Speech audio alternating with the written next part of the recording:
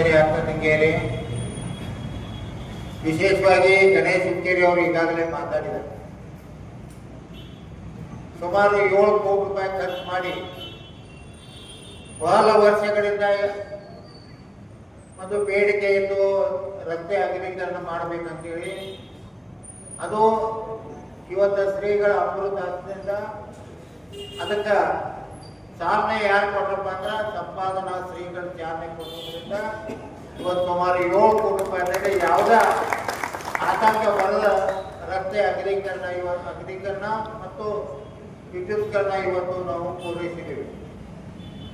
ಕಾರ್ಯಕ್ರಮ ಮಾಡಬೇಕಾಗಿತ್ತು, ಆದ್ರೆ ಎಲ್ಲರೂ ಬಂದೇನಾದ್ರು ನವೆಂಬರ್ ತಿಂಗಳ ಕಾರ್ಯಕ್ರಮ ಮಾಡಿ ಅಂತಂದ್ರು. ಆದ್ರೆ ದೀಪಾವಳಿ ಎಲ್ಲರಿಗೂ ಗೊತ್ತಾಗಲಿ ಚಿಕ್ಕೋಡಿ ಗುರುವಾರಪೇಟೆ ಹೆಂಗಾಗೈತಿ ಅನ್ನೋದ ಮತ್ತು ಅವ್ರಿಗೆ ಕಲ್ಪನೆ ಬರಬೇಕು ಅನ್ನೋ ಒಂದು ರೀತಿಯಿಂದ ಇವತ್ತು ಒಂದು ಸಣ್ಣ ಕಾರ್ಯಕ್ರಮವನ್ನು ಮಾಡಿದ್ದೀವಿ. ಇನ್ನೊಂದು ಮಾತು ಹೇಳ್ತೀನಿ, ಕಡಿದ ಅಂಕಲಿ ಕೂಡದಿಂದ ಬಸವ ಸರ್ಕಲ್ ತನಕ 4,84,00,000 ರೂಪಾಯಿ ಬಂದಿದೆ. 4,84,00,000 ರೂಪಾಯಿ ಬಂದೈತೆ ಮಂಜೂರಾಗಿ. ಬಸವ ಸರ್ಕಲ್ದಾಗ ವಿದ್ಯುತ್ಕರಣ ಮಾಡೋದು, ಅಭಿವೃದ್ಧಿ ಮಾಡೋದು ಮುಂದಿನ ಇವತ್ತ ನಾನು ಅಕ್ಕನಿಗೇರಿ ವಿಶೇಷವಾಗಿ ಗಣೇಶ್ ಹುಕ್ಕೇರಿ ಅವರು ಈಗಾಗಲೇ ಮಾತಾಡಿದ್ದಾರೆ.